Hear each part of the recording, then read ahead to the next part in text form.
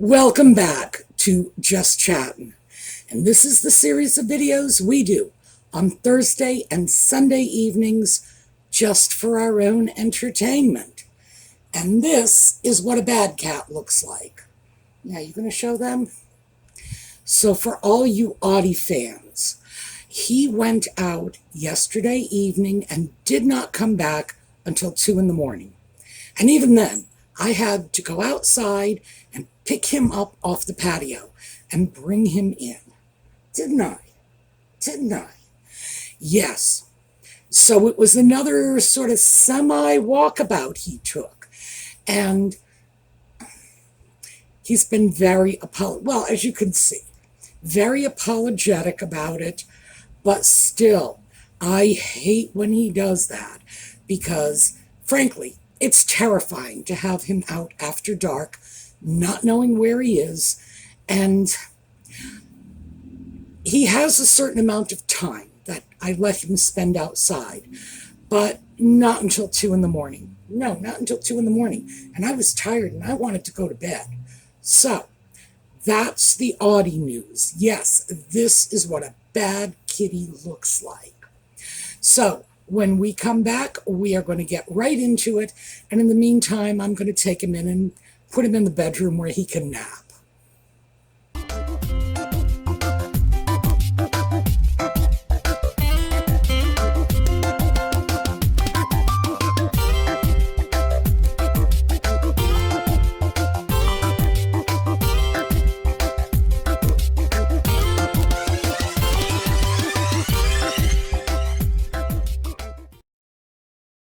So let's start off by taking a quick look at a couple of portraits that have come out featuring members of the British royal family, kind of, sort of.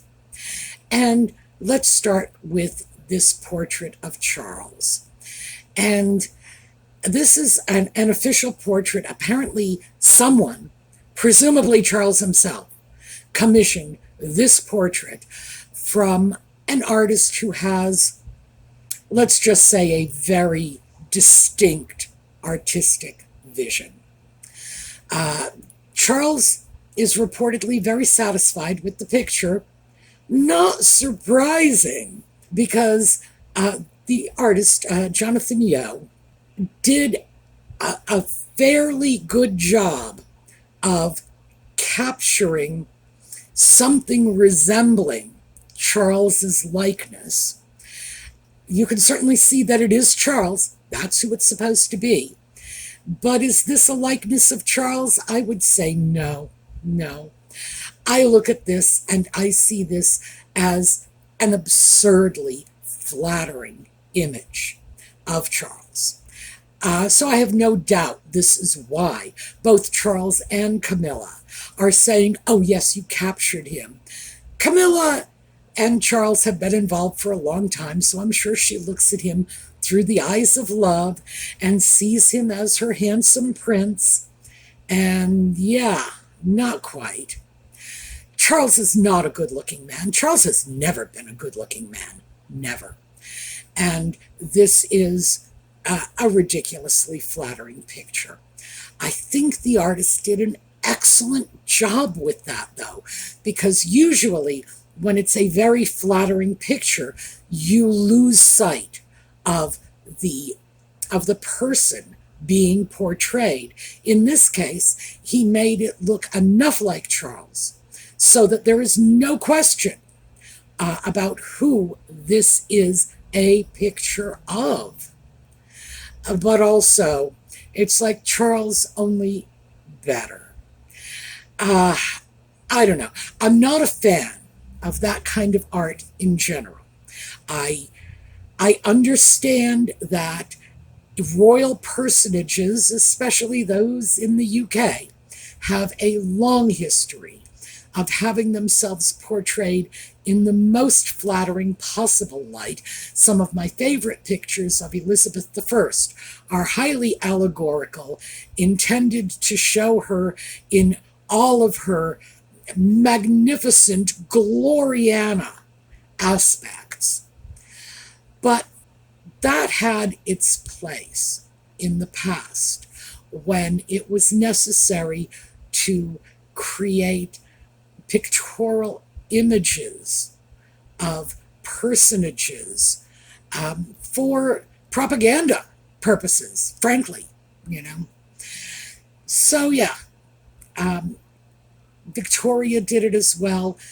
Pictures of her in her youth showed her as considerably better looking than she actually was. What can I say? Been done before. However, as a portrait, I think the and first by a long shot consideration needs to be, is it accurate? And this is not accurate. This is just ridiculously flattering, but I'm sure this is part of the reason that Charles is so fond of it, that Camilla is so fond of it. The bizarre red background, I don't know. You hire an artist like Jonathan Yeo, and you've got to expect that this is going to be a little avant-garde. So, what can I say? Artistic expression, sure. Charles, looking like he's in the middle of a fiery building. I don't know what this is supposed to represent. I have no idea what all this red is intended to mean. What I do hope is that this is a portrait that does not end up gracing the classrooms of the United Kingdom willy-nilly, and certainly not in the same way that the portraits of the late Queen did, when there she was in all of her benign magnificence, smiling down on the little happy faces of the little children of the UK like a friendly mother image. Even when she was young, I think she conveyed that. Charles, in this portrait, yeah, he may look benign or whatever, younger, more handsome than he really is, but I would say this is not the kind of image you really want handed out to little children in their classrooms, because, yeah, this is the stuff of nightmares. Good heavens. So, overall, not crazy about this. I also question the political wisdom of choosing this particular artist, because he rose to public notice when he created a portrait of George W. Bush. And all right, I'm going to show the portrait. It is made of a collage of images cut from pornographic magazines. However, I have taken a good look at this, and I cannot find anything inherently pornographic in what you see before you. Gosh, I hope I'm not wrong, because I am taking a chance with this. This is a family-friendly channel, and I don't wish to alienate any of our viewers. But yeah, so as you can see, it's a good likeness of Bush. I have not been able to detect anything that, I wouldn't want a small child to see, but I do know that this was created from just cut up porn magazines. And yeah, so that's clearly an artistic vision, and I support an artist's right to do this as a matter of free speech. But I also wonder about the choice of an artist who would make a statement like this about a U.S. president who, in fact, was not one of our many presidents who were famous for tomcatting, because there are other presidents in the not-too-distant past who, yeah, if you saw a portrait of them cut from porn magazines, you would probably say, well, yep, I get the statement, and it's pretty on point. But Bush, no, I don't know why anybody would feel that Bush and porn magazines go hand in hand.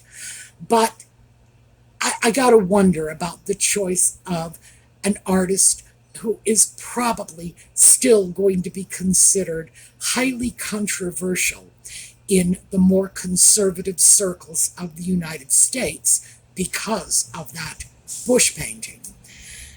So, yeah, what was Charles thinking? I do not know. I do not know. On one hand, you've got a picture that looks very much like him, only way better, that has a background that is undoubtedly going to be horrific for little children to be witnessing, and the artist himself had done nothing to endear himself with the far right in the US. So, weird choice. Can't figure it out. But I am throwing that out because I did want you to be aware of all of the various dimensions of this. And I don't know the extent to which our British friends may be informed about the portrait he did of Bush and how very off-putting that was for many Americans. So, here, take it and run with it. Next up, we have a portrait of Catherine that graced the front page of Tatler, which is apparently a gossip magazine. I don't see that on newsstands here in the US. It may be British. I really don't know. But whoever they are, it was a very, very odd choice of portrait. Oh, speaking of Catherine, yellow. Catherine is not readily identifiable from this portrait. I don't think it looks anything like her, and I am absolutely not alone in this. There are many people who are saying, what did you do with the beautiful Princess Catherine?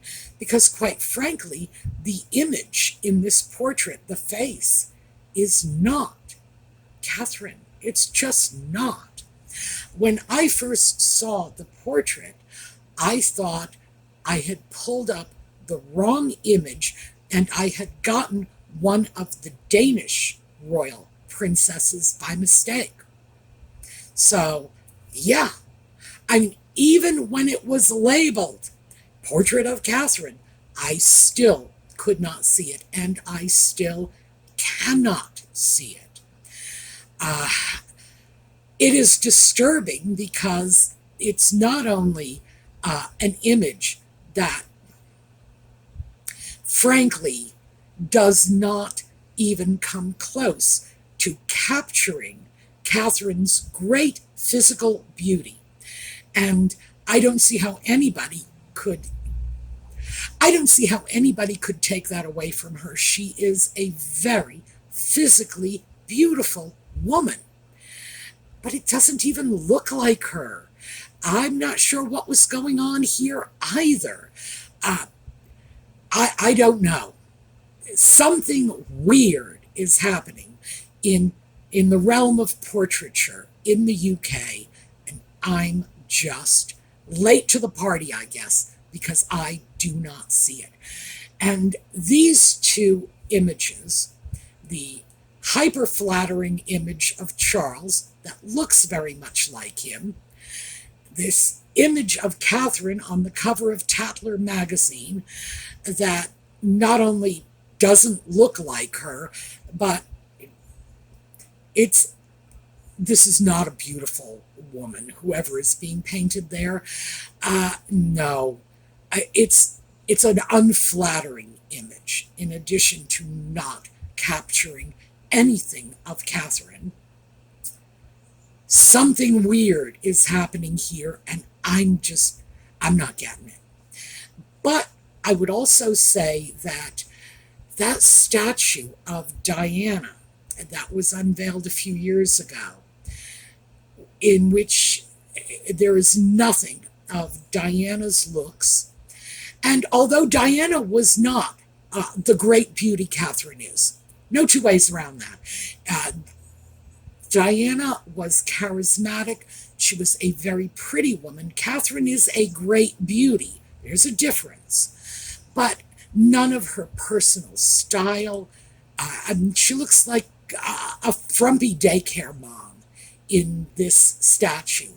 And she's shown with two children who aren't even her own two children, despite the fact that one of those two children is eventually going to be king. So that's another one I look at and say, what is our vision here? Because I'm not getting it. And when I have to look to an artist to say, what is your vision? I don't think they've succeeded.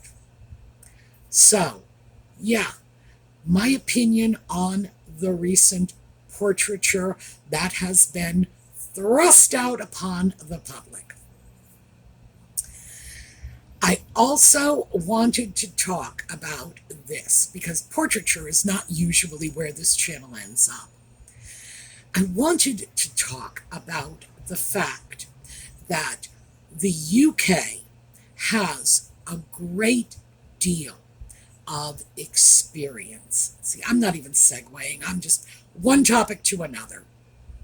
Has a great deal of experience in dealing with renegade royals, because that's what we're moving on to now.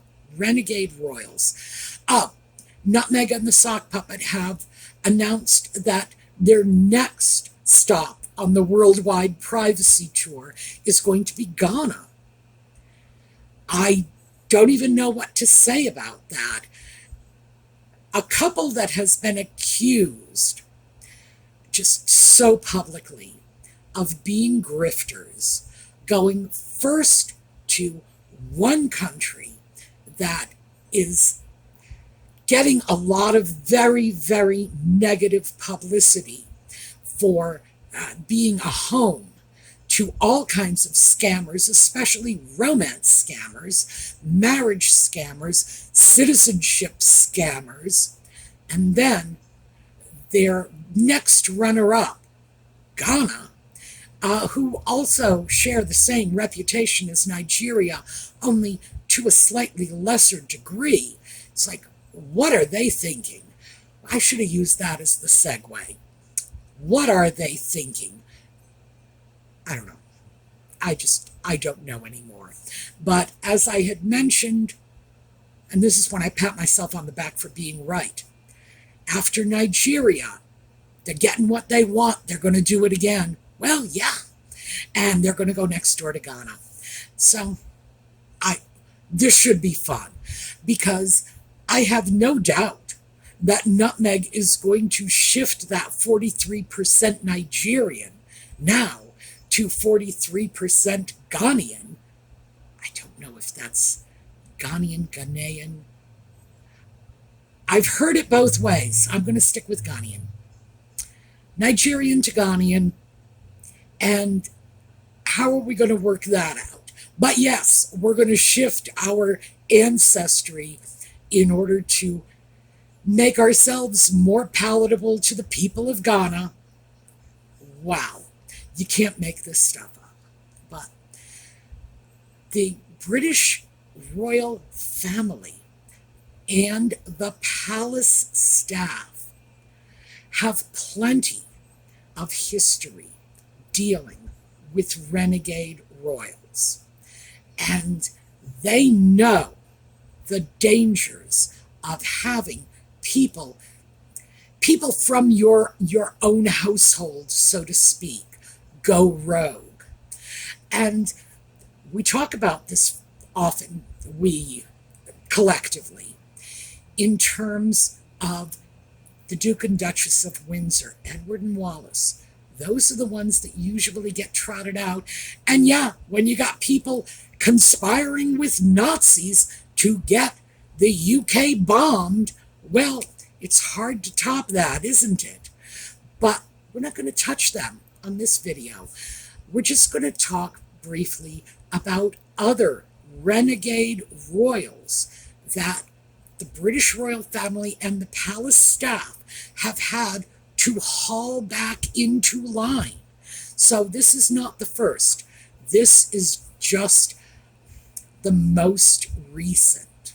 The thing is, renegade royals have been around for a very long time. Used to be in the past, they'd just send them off to the tower and execute them. But can't do that sort of thing anymore.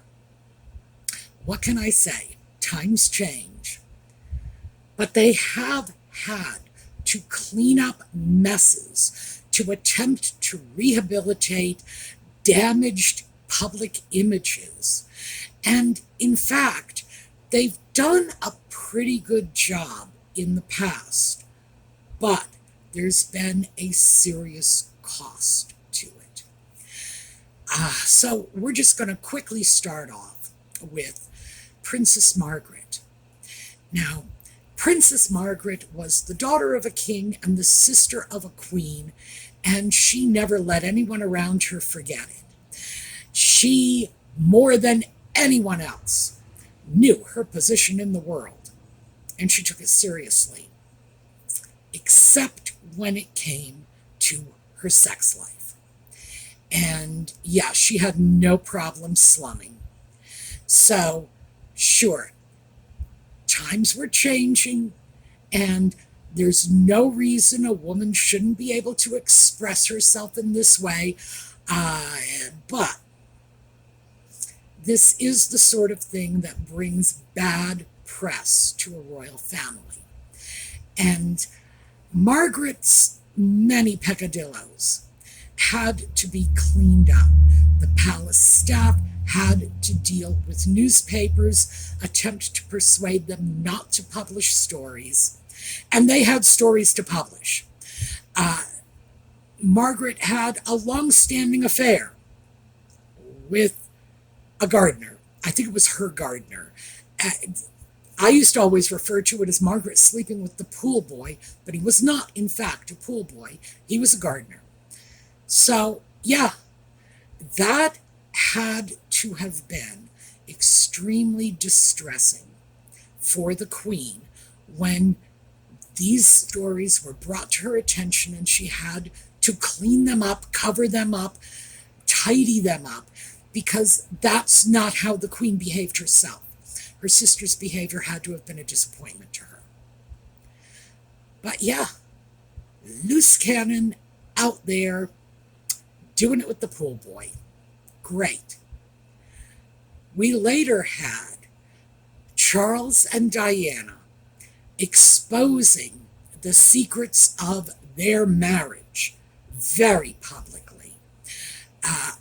In Charles's case, I believe the worst of it was the result of other people coming across the information and publishing it, selling it to the press, etc.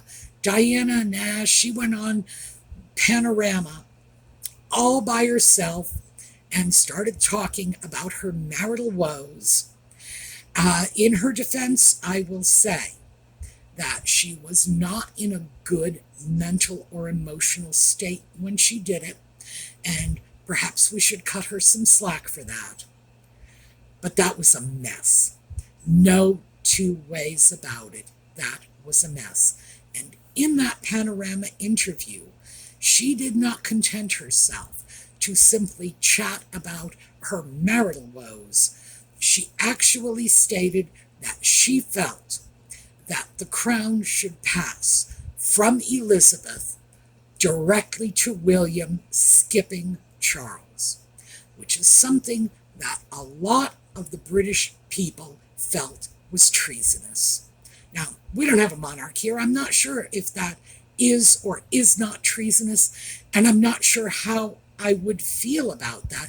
I know if someone said, let's disrupt the legal elections, I would have an issue with it, but I don't know. With monarchies, it's different. But I know many Brits did feel that was treasonous. She came under a lot of fire for that statement.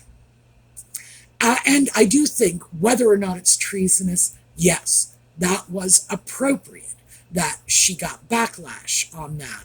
It's not her place to decide how the crown passes. For starters, she was not an historian. She was not a politician. She was not even a high school graduate. So she was definitely mucking around in things that were truly not her business. But eventually, of course, Diana passed, and in the outpouring of grief and remorse and whatever at Diana's death, a lot of her really significant missteps were forgiven. And perhaps that's as it should be. She was gone. Whatever problems she may have created in her lifetime were automatically solved when she was no longer around. So there's no point in beating a dead horse, so to speak, although that's a terrible way to put it, isn't it? But once she had passed, there was no further point in dwelling on her missteps. And that salvaged her reputation as an early death often does, sad to say. But yeah, she was a huge problem for the royal family, for the palace staff, for Charles and Elizabeth in particular at that time. And they had to deal with it. I don't think they dealt with the Diana problem very successfully, frankly, but it was theirs to cope with. Next, we have two, and I'm going to throw them in the same category. We have the pay for access princesses, Fergie and Sophie. And they both did very much the same thing. They were both caught selling access to their husbands for personal gain, advantage, whatever. Fergie never seems to have recovered from that. Sophie did. And I will say, to Sophie's credit, she got caught in a mistake. It's unfortunate she had to be caught in it, but she got caught in a mistake and didn't step out of line after that. So, yeah, I think maybe we do need to forgive and forget. And Fergie just went from one outrageous public spectacle to another.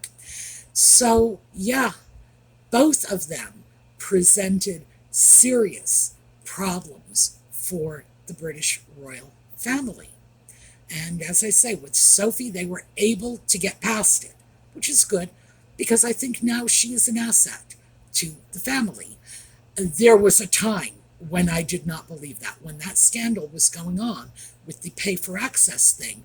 No, I didn't think there was any way she was going to recover, and I was quite certain that Edward would get dragged down with her. But looks like I was wrong, and this is a good outcome. So I'm glad I was wrong. Fergie, not so much.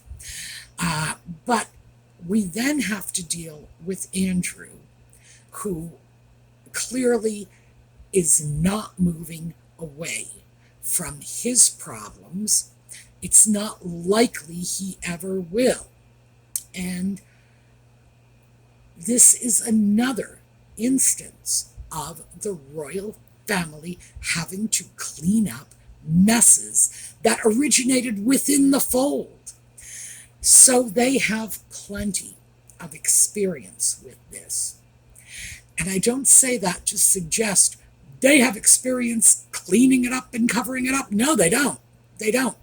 Other people had to expose all of this. They have experience that should tell them that it's best to clean these problems up before they are out in public. So that is, in my opinion, the takeaway the British royal family should have been making from things like Margaret, Diana, Fergie and Sophie, Andrew. The takeaway should be that these scandals hurt, and having to work so hard to just sort of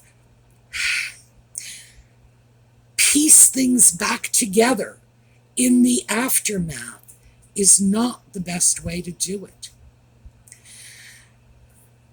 Royal biographers, who seem to be the main source of the so-called royal commentator pool, are now saying that Charles and William were both furious about Nutmeg and the Sock Puppet making a tour to Nigeria.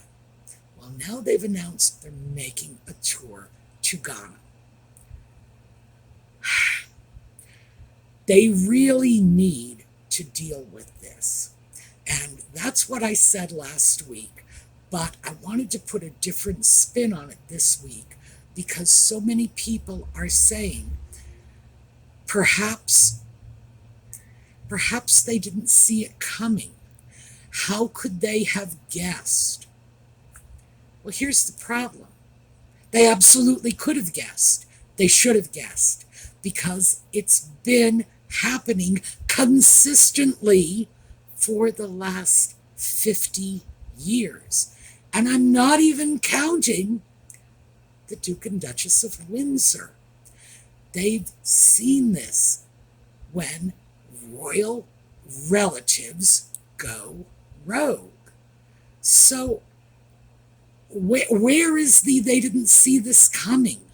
Where is this? They should have seen it coming. By the way, I do believe they didn't see it coming, but again, I don't think they're a particularly bright bunch, but they should have. They absolutely should have seen this coming. I'm not sure how they can say this is all news to us. All right, that's where I'm going to leave that one. But I did throw this out there because this is one of the reasons that I don't have a great deal of sympathy for the royal family just sitting around on their hands, fuming, but not doing anything about it. They should be doing something about it.